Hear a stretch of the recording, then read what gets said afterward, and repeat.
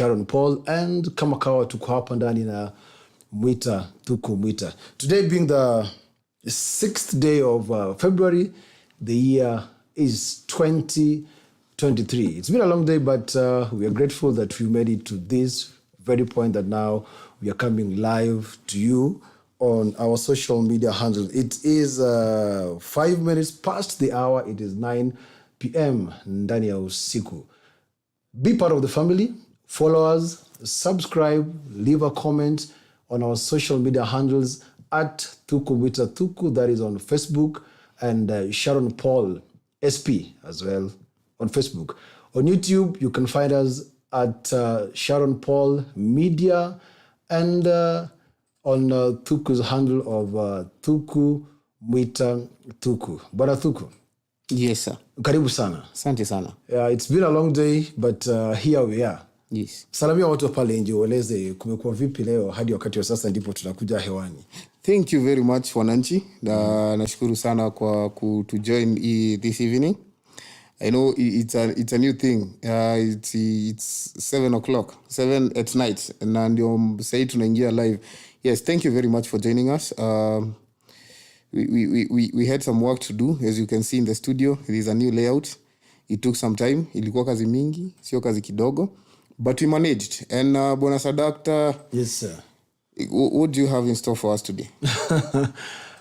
Just wants to say a very big thank you to all of you for the patience that you've had with us. It's been a roller coaster of events since towards the end of last year. That was December 2022. January was bumper to bumper as we were trying to bring a new face to the studio. We are at 99% completion. I think towards the end of the week and a few days to come, we shall be coming to you now live in the best way possible. Kwa sasa bado tunafanya mic test. We want to see if our videos are coming very clearly to you and our sound checks are on point.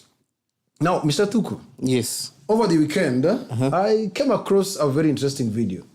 And this guy, I think, comes from some of the West African countries of Africa. So this guy was really lamenting, and the bone of contention on this video was the languages that we use in school and in our society. So I watched it, and I really felt the pain that this guy had, in the sense that we are, one, losing our culture and our heritage. Depending on which colonial powers we had in each country, utapata wengine wameongea Kifaransa, and English I think is the most and commonly used languages within Africa. And now this brings me down to our schools. What languages should be used in school now that we always have English and Kiswahili? I wasn't to put it as a question, but I think it is something that is very much debatable. Mr. Sharon, first of all, let me stop something before you even go on with this conversation. Yes. Swahili is the main language that should be used in schools in Kenya. The reason I'm saying it is because, and I'll speak on the same, because you shared the clip that you shared this morning, and I watched in length, and it really got to me. Yes. The reason why these countries used to push these languages to us is because they needed to get away. It was a communication strategy. So basically, they wanted to to be able to communicate to us. Whenever they told us go dig there, they needed a way of giving that directive to us. That is why they got us speaking in British. That is why they got us speaking in French. And I even saw when our president was in Senegal the other day, it got really difficult for people in Senegal to communicate back because they were trained to speak in French. And I also heard there is African French. So this is very funny. You see, it's been 50, how many years? It's been 50 something years since we got our independence. Yeah, from 1963 to now. But we still need to drag this language thing up until now. There are things we used to call mondos. Sijui kama mlikuwa mnapatiwa kwenu. Now, kumbuka, I think every other region had a specific name for this. For there. Sisi nadhani tulikuwa tunaita disc. Is it? Ile kama umesema lugha isiyo Kiswahili ama English. Hata sio lugha mostly. It was English. If you don't speak in English, you'd be given this disc. Yeah. And now, just to put some emphasis on what you've said, you know, when the colonial powers came, these people, we were like their overseas provinces. Yeah. And we were actually answerable to everything to them. So the Francophone, I mean, what they were trying to do was just to bring the French culture, especially this was in the western part of Africa. And then now to the eastern and, let me say, eastern part of Africa. That was for western and central part of Africa. Maana nasikia umesema kidogo ile Kifaransa ya Africa. Actually, Felix Derio, thank you very much. I see Felix Ashani Kosoa akaniambia it's, what did you call it?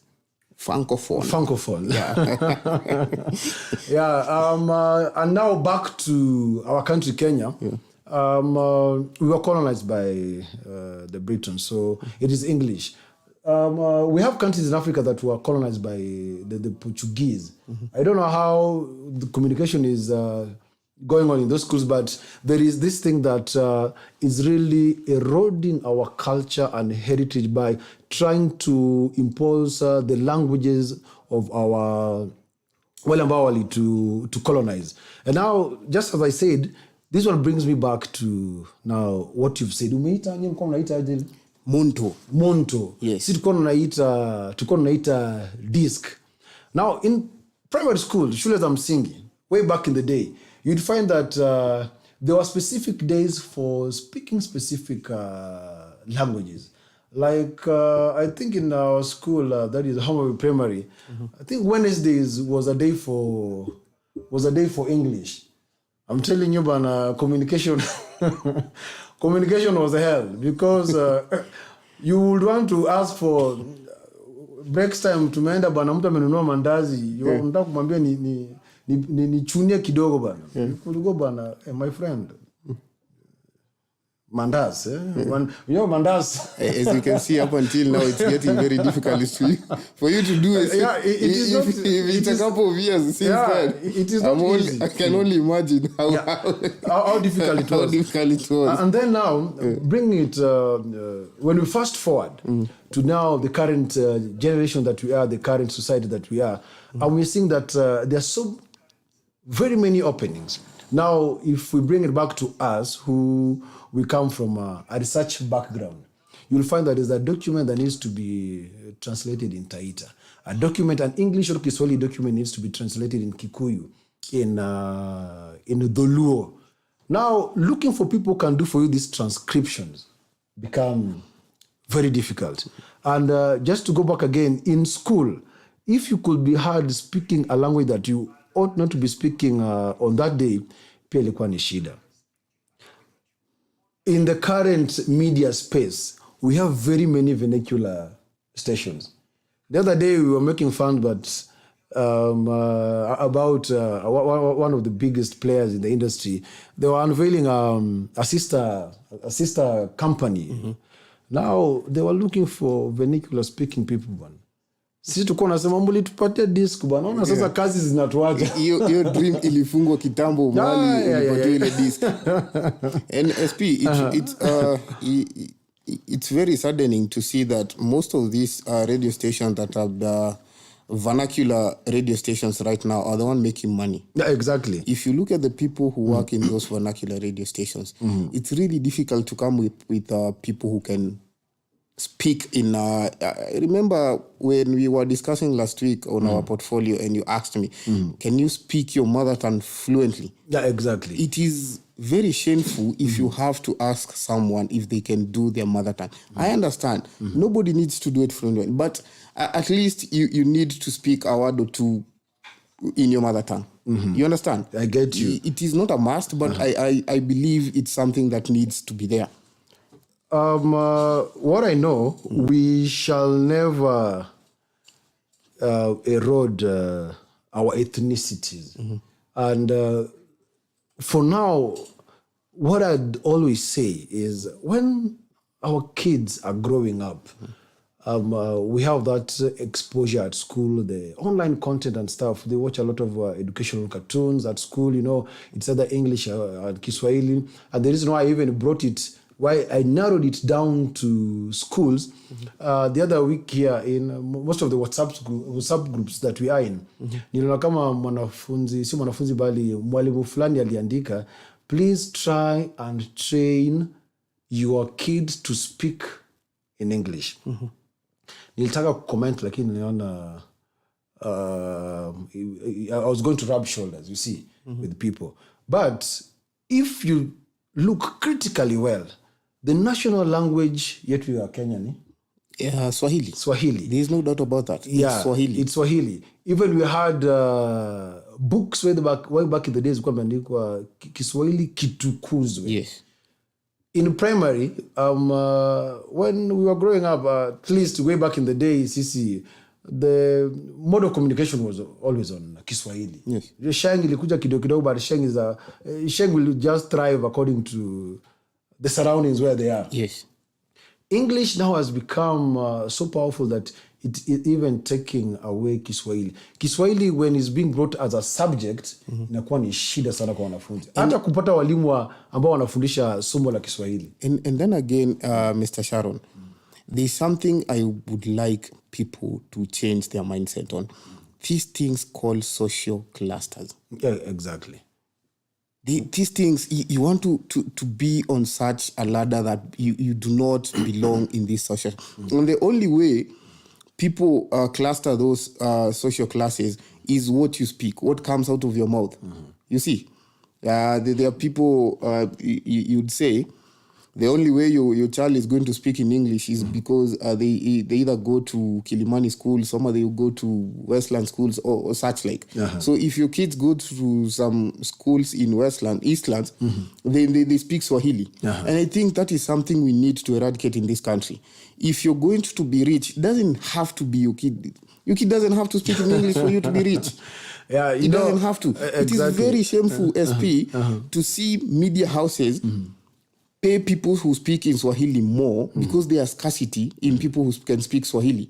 And even bring it down to mother tongue. Exactly, to mother tongue. Yeah, exactly. You see, SP, do you know how much people, the same thing you're talking about, just to put it out there, the Ramogi TV. Do you know how people get paid?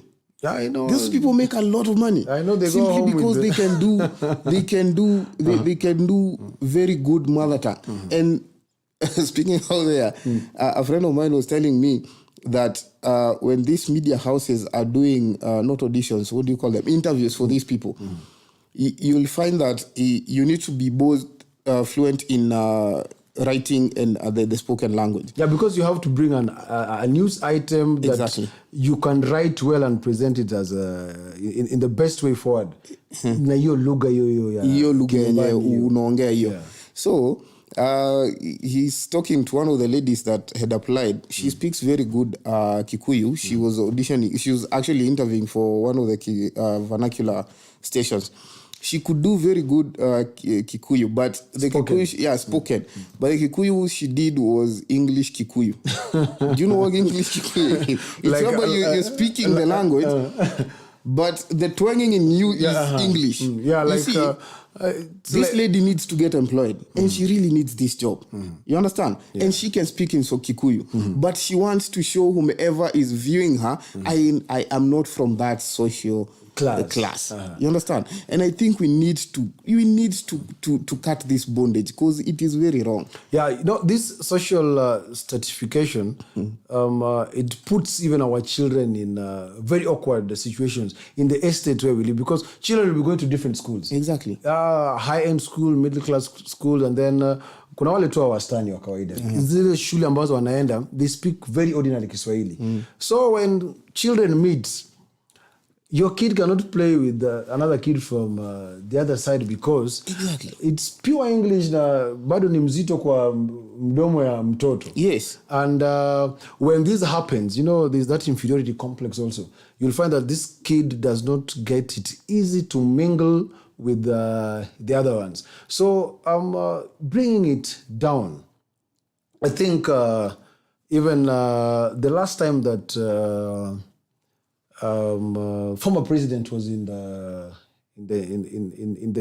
not United States but South Africa. I think the president said I think kulikuwa na kongamano fulani kule mpaka the late Magufuli was there. They said from South Africa they are going to adapt Kiswahili as a language, and as time goes it is going to be the lingua franca for this entire region, from East and Central Africa going down south. Nilolo ligusia pia kuna ile French ya Africa. Hiyo pia iko very disappointing. Yeah, but now just as you said, the social classifications of I'm coming from this region, or I'm coming from upmarket, and then when we come to the schools, it keeps some people off. Let Kiswahili flow. I am particularly very proud of South Africans. South Africans try their best to do their own languages. Have you ever noticed that? Yeah. South Africans will try. Yeah, exactly. they will crack their tongues. Yeah, they can be speaking in English. Yes, but they will slip in. Yeah, they will slip in with their language. Same with Somalis. Somalis are very comfortable doing their own language. You can feel Somalis.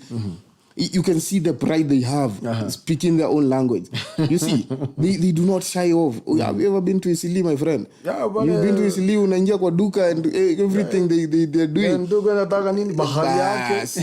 You get to a plane and all you can see, you can hear Somalis speaking. Huko nyuma wanaongea wanapiga hiyo Kisomali vizuri sana, and they wear it with pride. And they still do business. Exactly. It's not that when they're speaking in their Somali business na katika pana, you will be speaking wa Kiswahili, anaongea na hiyo bahali yake. Exactly. Na story inaendelea. Na ndo maana nimesema Isili. You know why? Because it does not do you any harm being good in your own language. You understand? So in Kenya, if you're going to do a bit of vernacular, not even a bit of vernacular, just know how to speak in your mother tongue. Moving on, spread it with Swahili. Swahili is a common language because we need it, because you're going to speak in your mother tongue, you're not going to understand each other. Itafika mahali kuna ile nyumba ya Bible yenye ilijengwa watu wakapatiwa lugha mingi. Watu wakaanza kurushana. Ikaporomoka. That is unasoma Biblia. Yeah, nasoma Biblia vibaya. Kama ni Sunday school. That is why we need Swahili. Swahili is a very good language and we need to embrace this Swahili. You understand? I get you. Languages are there to help us do communicate. To communicate. Exactly. It's a form. It does not give you any validation for you to speak in certain languages. You understand? Yeah. There are people who do even 20 languages. It only facilitates communication. There's nothing more to it. And then even to the job market, yes, easy. You'll be told an additional, maybe a foreign language, an additional, or you can see how at times they advertise exactly. the research jobs. Having fluency in a certain language is an added advantage. It's an added advantage. Yeah, for me, I know I can easily work very well in Nairobi's metropolitan. I can work very well in Nyanza. I go to Luo Nyanza and Kisii. Yeah. Sasa wakorogea kidogo hapa ni wabe gakia aba na minto togende tokore chikas. You know. Talking of being diverse in language. I remember there's a time you gave me you were very frustrated. Ulikuwa huko Pokot. Yeah. You needed to work, but the only person who could do the job was the local. No, not the local. It's someone from West Pokot that you went. Imported from Nairobi to the traveled place. with you, exactly. You see? But you couldn't find someone who's willing to speak the Pokot language from here. So the only person you got, na yeye alikuwa anakuangusha kidogo kikazi, si ndio? But you had so many people from here who could talk the language. Lakini they do not want to show you, mimi sio mtu wa Nairobi. You understand? They want to speak in English. They want to show you they identify. I have a few degrees, so I do not need to speak in the mother tongue. You see? So that was employment that was there readily for people to take advantage of. And now, I think somebody also said that being fluent in English does not portray what? English does not translate to intelligence. Yeah, useme kizungu yote, it doesn't show how intelligent you are. And it makes me wonder why anytime somebody flies to the UK, to the US, in 2 weeks akirudi mazeni kutrain. They come up with a Pedros. Mtu ataenda kusoma hapa India bana 6 years akirudi. Anakuja na accent ya US. SP, let me tell you something. Yeah. Right now, anybody who lives in an urban setting, not even in an urban setting, anybody who lives a place they have access to media. Whether it's a television, the mainstream media, or it's social media, I can promise you 98% of them can speak very good English. When you tell them to translate that English into knowledge, what can you do with that English other than vocaling words out of your mouth? There's nothing else they can do with it. So English does not translate to anything clever. Yeah, so English, it's just a form of communication. So if we are able to accommodate and appreciate what we have, where we come from, because SP, there's a reason why we have there's a reason we have all these boundaries. And it is nothing bad with it. Isipokuwa ni politicians wetu wanataka kuchukua hizi vitu wajipatie a go ahead nazo. There is nothing much to these languages. You understand? We need to embrace what we are. Sindio? Kabisa. SP. Zile za yeye tunaonaga kwa movie cause Kenya ukweli kani mlevi wewe ni mlevi Kenya. Lakini nasikiaga wakiamka and you identify and you own up to it. My name is SP. I'm from Homabay. Yeah. I can speak very good Luo. Yeah. You understand? My name is Duncan Thuku Moita. I'm from Central Kenya. I can speak very good like Kipia Kikuyu. You understand? And people need to be very proud of whom they are. And people need to hold this thing up. Because once we lose our culture, SP, I do not know whom we are. Yeah, and that's the reason why way back in the day, at the lower grade learners level, we used to have the vernacular books. I remember in Dulu, we used to have some books like TKK, Onyango Genyange. And then they had very interesting stories. Yeah. Those stories were very educative. So in a way, I think they got eroded out. And then when we come to upper primary, now you'll get that Kiswahili now starts being the focus. However, Kiswahili will only come as a subject. All these other subjects are taught in English. I try to wonder how is it done in Tanzania? Do they teach chemistry in Kiswahili?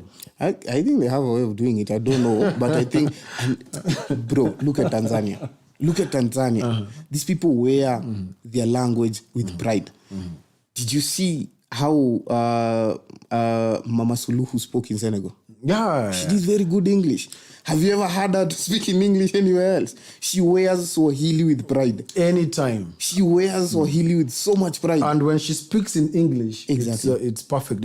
So I think, sorry for cutting that's you. Fine.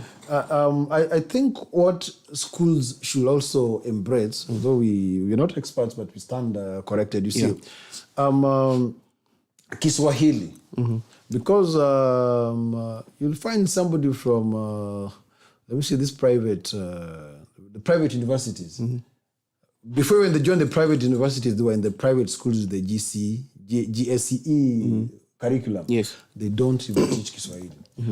Mtoto anafika Form 1 cannot even express themselves in Kiswahili. And I remember when, I think IBC were looking for some commissioners sometime last year. There's a lady who presented herself. She was told to introduce herself in Kiswahili. I think she's even around 50 years. The lady could not go beyond Jina langu ni.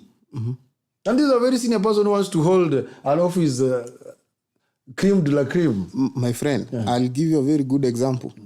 Go to Gigiri here. Yeah. WFP, the World Food Program. I think there are some, those people employed with programs. I think there are some programs you cannot get employed without having your own local language if you're from here.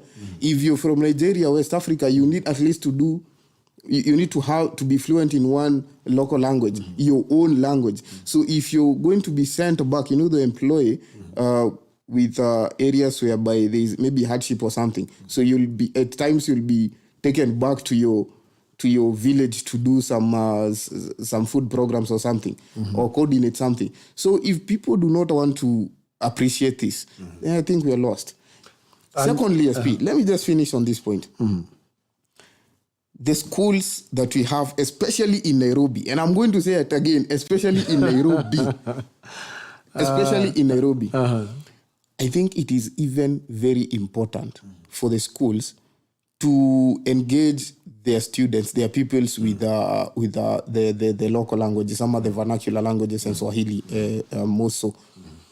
CBC, as we know it as of now. Normally I see in the US, if you're not very clever upstairs, then you'll get into colleges through sports and the like. Yeah. You understand? Yeah. The polytechnics where you use your skills. Exactly. Yeah. So in Kenya, we even are at an advantage.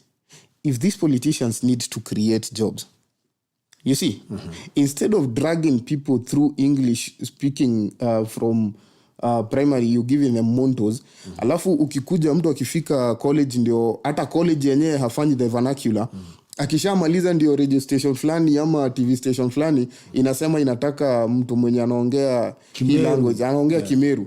Well, all through you've been giving these children montos kwa class. You're giving them some very heavy stuff to carry through around their necks. You understand? We need at least to embrace it. And kitambo it was there, as you said. Mulikuwa mnasoma storybooks za Kijaluo. If we take a trend, even employment will be at a large volume. You understand? Exactly. Employment will be at a very large volume. So if you have one person working in a vernacular station in Nairobi, paying them $1 million shillings to do the presentation. Imagine that $1 million shillings. I'm not saying they scale down on the payments. If $1 million shillings, you opened up a couple of radio stations, a couple of TV stations, and $1 million shillings was distributed into 5 people, it's still a decent income. Yeah, exactly. Na bado employ 5 more people. You understand? But now there's a whole filter that is filtering all these people sipping wanamwambia mwezi kuwa employed because you cannot speak this language. Lakini how do you expect me to speak the language kama umekuwa ukinibebesha umesema disc kubebesha all disc. my life? Yeah, and you could be seriously punished. Yes. For having caught the disc. Yes. And then there are those very notorious students in class. Atakuja tu ati ana whisper kwako hata Kijaluo tu ama whichever language. Nimeona ana whisper hapo ati hata nipatie kalamu in that language. Unajua ana whisper, unadhani mko na yeye. Unasema tu ati pencil ama raba. Unaongea tu hivi na wewe disk kwako monitor shao kuandika. Watu wako wanavunjwa, lakini saa hizi vernacular TV and radio stations are looking for people to broadcast news in those vernacular. Utapata mtu bwana kwapo, lakini vile umesema the lady went for an audition. It's Kikuyu, but it's Kikuyu English. Afadhali hata yetu ya Anglo bwana, tunaenda hapo tuna chado tuna beto na na tunaingia. I remember tukiongea hapa, a very good friend of mine anaitwa Mheshimiwa Ndongo. Michael Ndongo Wariara. Ni mheshimiwa kule kwetu. We were in the same class. Alikuacha wapi bwana? Sasa kama unajua ningekuwa saizi maybe ningekuwa Kameme ama Inoro, lakini sasa Kikuyu ilikataliwa. But I'm very good in Kikuyu. Yeah, I know, I've always heard you speak. I'm very good in Kikuyu. If one of these stations is looking to hire someone, you are here. Niingize. Yeah, I'm very good with Kikuyu. We also just marketing ourselves. Yes. So now, there's this thing we used to do. Because the montos were very heavy. So normally what used to happen is kama ya spin yako na monto venye umesema ya piercing hapa unaongea pole pole, so you're busy doing your own thing ama uko urino, alafu I do not know why Urinos in primary used to be very crowded. Aungepata Yeah, sasa unajua I think the system could work at the same time. 50 boys at the same time wanataka kwenda choo. Alafu they normally used to they could reach up until a certain point. The level of the neck. Yes. Yeah. So I was very short. you still are. Singeona the other side. So these tall boys, sijui kwa nini watu wakubwa wa shule walikuwa na tabia mbaya, ndio walikuwa wanabeba hizi montos. So whenever they had montos around their necks, the discs, huh? The discs now, yeah, whenever they had them around their neck, kwa urino tutaendanisha home. So you are there, wako na plot na mwenye kwa ile side nyingine mwenye amebeba muntu, wewe na yeye unajibu si tu kwa urino tutaendanisha immediately. Hata they do not need to come around because you're very short and they can reach you on this side. Unavalisha tu. So it was a pass along game. it was but you know, you see those who took up the vernacular languages, and we never forget about them, are earning some decent pay wherever they're working, and even in the research industry. If you can just get a translation, somebody wants to transcribe an audio from a specific language to a native language. I know it slightly pays way much better than when it's English to Kiswahili, Kiswahili to English. Yes. Let's embrace these languages and get to see how we are not losing our heritage, our culture, and most specifically, tusipotoke. Na tusipotoshe hao watoto. Tusipotoshe watoto. Let me tell you something. With the current times we are living in, if you think giving your child English throughout and denying them inaitwa kuwanyima Kiswahili na vernacular language. 20 years from now, my friend, when our kids are grown up, it will be disaster. English will not be, if you speak English, I think utafukuzwa mahali uko. People will have, you know, English is becoming, nitasema nini? It's becoming a nuisance as it is right now. People are coming up. Some of the words ninaangalia vijana wakiongea mpaka saa hizi. People yes, sheng is, you see how sheng okay sawa. You see how sheng tunajua unatoka wapi evolves, you see. You see how sheng evolves every other day. It's the way English, it's evolving every other day. Now ninaona unaenda mahali hizi maeneo ya burudani. If you speak in plain language, the English that we do, unaangaliwa hivi wanajua huyu ni Wagashie. Huyu ni wa Homa Bay. Because now they have this you're profiled already. Yes. Kuna hii what else? There is the English, the Briton. Ile ya Briton ile. Inatoka na esophagus. Yes. Ile ya Briton. Now hiyo ndio English yenye wanaongea sasa. English ya US ishafagiliwa. Yeah, but so please, as time goes, I think we are going to have sanity in the society. Exactly, and, since our kids spend most time in school, you know, it's the school that really molds these kids. Tutomba wanafunzi. And with a very good collaboration with teachers, with the parents, tuikuze lugha ya Kiswahili. Hata hii lugha ya nyumbani tusisahau sana. Hapa mtandaoni naona kama kuna watu ambao wametuma mashoutouts hapa sana. Tuko na Felix Bosso Chienga amekusalamia. Nimesalamika sana. Emase amesema ametupa hapo emojis sijui kuna pale mmekanyagana. Tumekanyagana kidogo tu show kianza. Tuko na mwalimu Felix Okoth Kotonya, tunasema shukrani sana. We have Clement Fakani, a very good friend of ours, and thank you for supporting the show. Godfrey Omondi. Now there's this thing that when you are a Luo and you speak a lot of fluent Kiswahili, wanasema wewe ni conman. Sasa nimeona kama unatoka Homa Bay. Nimeona umekashifiwa hapa. Nakwambia. Unaulizwa Kiswahili ulitoa wapi? Unajua, I remember the first time we did the show, ulisema ile msemo ya samaki mkunjue. Samaki mkunje, ngali mbichi.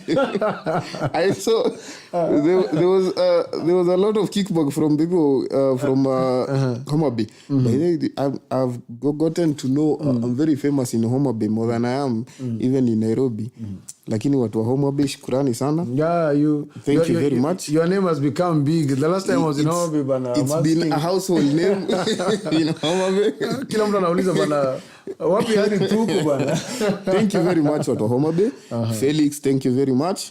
MSV, thank you very much.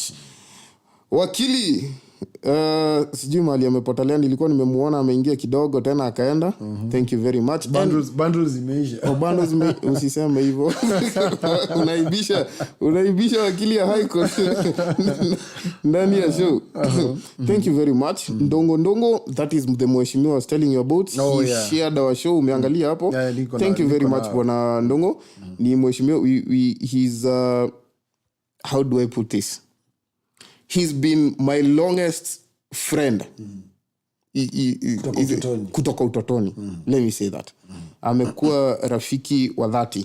He is a very good friend. You've been friends for 30 years. Ama you're rafiki wa 30 again. Okay, so I get you. Sasa unaona, nilikuwa nataka kukuambia kitu na Kiswahili ikakataa kutoka. Imekataa kutoka kabisa. Just bring it back. Thank you very much. Whom else do we need to say? Felix, thank you very much, my brother. Those are people from Homa Bay. Tunashukuru sana. Hapa pia niko na Victor Katontuo. Anasema salimia tuku mwita mtu ya West Pokot. Yeye ndo tuliana na yeye bwana, akakoroga lugha bwana. Unajua tuliana na Katonto mahali kunaitwaje huko Molo, kunaitwaje nitakumbuka jina sikumbuki. Mahali kuna baridi. We spent a whole week with Katonto. Keringet, upite Keringet huko mwisho kabisa, sikumbuki venye kunaitwa. Tulikaa huko na Katonto bana, tunapigwa na baridi. Unaekewa chai na waka hivi moto, alafu maziwa huko iko in plenty, mpaka kwa hoteli unaekewa chai na kama maziwa. Lakini by the time hiyo chai imesetoliwa hapo, wazee wanakuangalia tu umengoja ipoe. By the time unafika kwa mdomo ishapoa. Olenguruoni. Olenguruoni. Tulienda ile wakati ambao barabara iko imetengenezwa. Wanasikia hiyo barabara ilitengenezwa all the way from Molo to Olengoroni going through inaitwa Keringet na huko. So we passed by the barabara around 1 at night. Tulifika Nakuru. Yes, we had some interviews to do in the morning. So there is no way we are going to spend the night in Nakuru. There is no way we are going to spend the night in Molo. So we had to do the whole stretch. So matatu haiko imejaa. Tukapata Probox yenye itatupeleka mpaka huko we could hide. Lakini sasa tunaambiwa hiyo barabara tuchunge, kuna mahali kuna msitu. Sasa tunaangalia na Katonto, kaambiana na Katonto, we intoxicate kidogo tu. If anything happens, si tutajulia mbele kama wanaume. But Katonto is a good friend. Yeah, he is. Thank you, Katonto. He is the only West Pokotian who has a degree in microbiology. You know that? Yes. You should look for nani? Ole Nyangapua ampatie. Ole Nyangapua. He has one in math. Tukimalizia hapa naona kuna Aziz Stephen pia amesema ni confirm do if I'm alive because anajua Kiswahili imeninyonga. I'm alive brother. Crispin amesema bwana kisungu chako bwana. Najua pale tutakutana, na pia tuko hapa na LJ Babatevo, kijana kutoka Homa Bay. Tunasema ni shukrani sana. Hiyo sehemu yako kuna nani tena? Nani hapa? Niona kama ni hao tu tuko nao. Sioni kama tuko na watu wengine. Acha niangalie. Felix Kibe, thank you very much. Hii kizungu ya Homa Bay sitazana nayo. Hiyo ya Homa Bay acha tuachie tu hapo. Tumesema asante sana. Unaambiwa uongee jina moja ya kizungu. Unaambiwa, let me repeat this. Unaambiwa bwana watch kizungu, alafu anasema iwita. Watch kizungu iwita. Amesema speaking in English. You speak in English. Yeah. Umetupa sana. Kuna Mrs. Lilo, the mother to my children. Oh, yuko hapo pia. Ako hapo pia. Yeah, msalimie sana. Kuna Mr. Moses Keru, unakumbuka hii jamaa? Keru ameingia mtandaoni. Keru tunapelekanaga mbio. Mambo ya siasa najua. Mambo ya tunakimbizanaga naye kidogo kidogo. Amesema is listening, tunasema ni shukran sana. Na pia just to remind you, you can always join the conversation by following us on our social media handles. That is on Facebook at Thuku Mwita Thuku and Sharon Paul SP. And ile sehemu mwingine ya YouTube, you can always find us as well on Thuku Mwita Thuku and at Sharon Paul Media. Your conversation by communicating to us through chatting and the comments that you send live and after this show, it really keeps us going. Please keep us going. Let us know what you like us to bring to you, and let's make the community grow. Mr. Thuku. Bon SP. Parting shot. Allow me to put you on the spot kidogo. Yeah. Please. Throughout the whole conversation we had this evening, yes, what did you tell? And please tell them in Luo. People who are in Homa Bay Walimu, who are forcing children, even here in Nairobi, who are forcing their children or their people to do a lot of English when they could doing maybe Luo, a part of Luo. We are not saying that the whole learning process should be in Luo. Part of it, at least have one conversation in Luo. What would you tell them in Luo? Ne jopuonje duto kanyakla achiel gi rowere madhi e skul. Dine ber maber saidi ka deponi watemo kelo dhok mar dholuo kanyakla achiel gi dho Kiswahili e skundewa. Kik waketa keta ni wadiyo nyithindo gi dho ngere ma ong'ere maber ni dho Kiingereza kata dho English. Gi society montie sani nikech in the job market mwango sani we really need a lot of diversity na kijaluo bana siwezi sema. Koro the more ma wapuonjo gi dho Kiswahili kikobeda beda ka somo but obed ni en dhok ma ginyalo communicate go mayot biro bedo maber saidi nikech biro medo ya pach rowere gi ka gimedo tiegre e skunde magintie kendo ka koro tieko somo miyogi giyudo tich mayot nikech koro ginyawacho dho Kiingereza as a subject, Kiswahili as the most common used language e Kenya waka, kanyakla achiel gi dholuo gi dhok moro amora ma onego bed ni ipuonjo gi ma kuonde ma wantie ma wasomi. En bana kamano ni hayo tu kwa sasa. Kuna mtu ananiambia hapa niache kusema na sisikini nini inasema. What translate here? Thank you very much Mr. Lihanda Isaac. Lihanda anaitwa Aizo. Nikijana tumefanya kazi naye sana. Thank you very much Mr. Lihanda. Now, mimi sitawaambia anything in Kikuyu, but this is what I'm going to tell you. Please let us encourage the national language. Lugha yetu ya taifa ambayo ni Kiswahili. If you can indulge your children in your vernacular languages.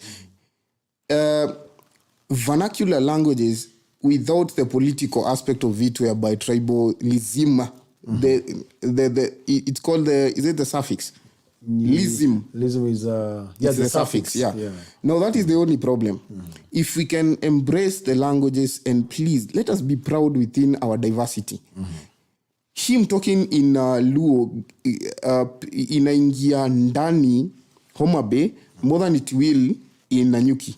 You get? Yeah. Mimi nikiwaambia please leke itwali Gikuyu, leke tuiguithanie na Gikuyu, twere ciana citu ciarie Gikuyu. Tomwaka we can do 3 languages. My friend, you've seen people doing 20 languages. You've seen people doing 20 languages. Yeah, exactly. So if you have someone speaking Kikuyu, you have someone speaking Swahili and English, I don't see how difficult that is.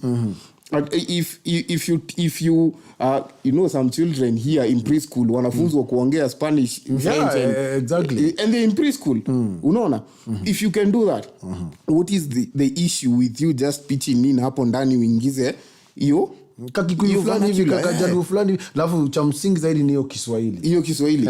Niliona kulifunguliwa bribe ni Nanyuki. Guri mundu rahutika ku othe matolaga ciana ku. Guri mwana oraria Gikuyu ku. Kuna mtoto anaweza ongea Kikuyu. Hakuna English tupu. Ai bana. Wakuandike ufundishe nini? Kwa sababu abachada nini? Do you know there is a friend of ours and I know Muga. You know Muga? You know Muga? Yeah. You know Javan Muga? Yeah. He's a friend of yours. You know him. Yeah. You know where he is? Currently we talk a lot on he's in China and he's making very good money. Allah? Yes. Anasema he's making very, thank you in French. Oh yeah, in Chinese. He's making very good money.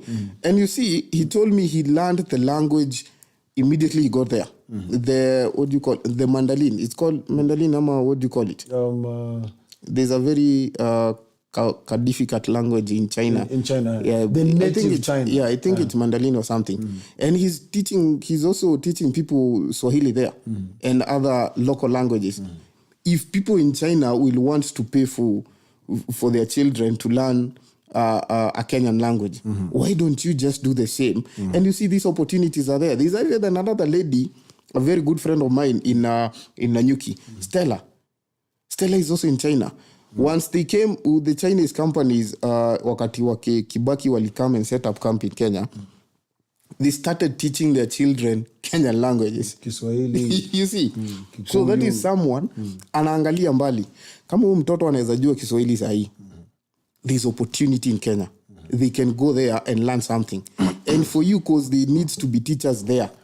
Your child, your son, your daughter might be the one going to China and teaching these people this language. Kuna kazi rahisi kama hiyo. Teaching someone something you've grown up doing. Hiki ni kiti, zile ni viti. Vile ni viti. Tukiangazia katika ngeli ya kivi, umoja na wingi. Ushaelewa. Malizia bwana. Kama hujamalizia, kuna mwandada fulani hapa, rafiki yangu sana, Faith Faimon Wangari. Uhoro wako imepotea. Billy Alela, this is an alumni, shukran sana. Ulishataja Moses hapo, unaona kama Bitwes Makao pia amesema she's locked in. Alafu tuko na bwana Isaac Lihanda. He was my colleague. Jamaa yako sana. Sasa huyu anaitwa Billy Alela. He's your colleague. Sasa hii jina ya mwisho Billy unatoa wapi bwana? Hii jina Batowski. Yeah. He's an alumni of the University of South Nyanza. Shule ambayo tulienda shule ya upili. Oh, okay. Iko kule mashinani. Si mashinani aso, lakini iko hapo mjini tu. Ni mashinani tu. Nairobi, nini Roma Bay. Yeah, so that's all simultaneous, but cha msingi zaidi ni walimu wazingatie lugha ya Kiswahili. Exactly. Kama wazazi tusipotoze watoto wetu, tujaribu kuwafunza lugha ya mama na baba. Sasa the grandparents, them growing up, they should at least know when Shosh and Guka are visiting, make kijana uhoro wako. What's up, dude? What you saying? Yes. Sikwe hivyo bana. You good.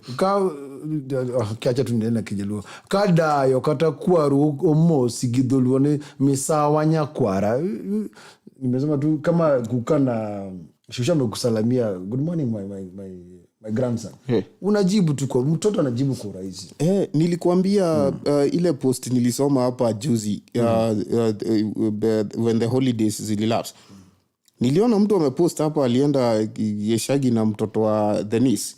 So the niece is there listening to him and the other people speaking in Kikuyu. So anaambia the niece, anakuja anaambia the uncle, ati uncle, I also want to learn to speak Inoro. So Inoro to high Kikuyu. Little did he know that Inoro ni the station, but to her, because she normally can see the parents turning on to Inoro. Now that is the language. She does not even know Kikuyu is the language. Inoro is a TV station.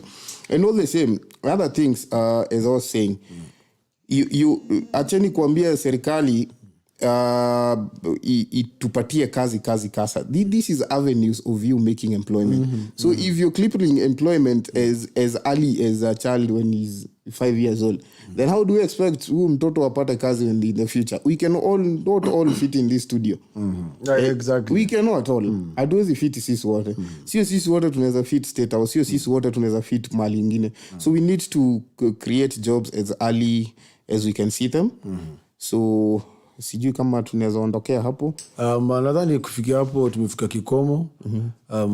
Shukrani za dhati sana kwa watazamaji wetu kwa yale maoni yote ambayo mmetoa. Tunasema thank you so much. They really keep us going, and we would really like to get that kind of engagement so that we can grow together and make the Focus Group a big society.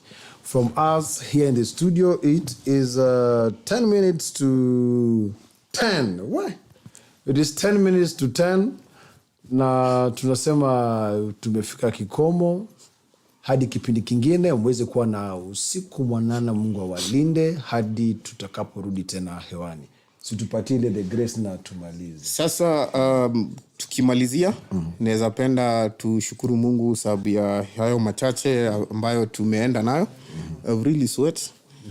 So, it's hot inside here. Tuendelee na maombi kidogo.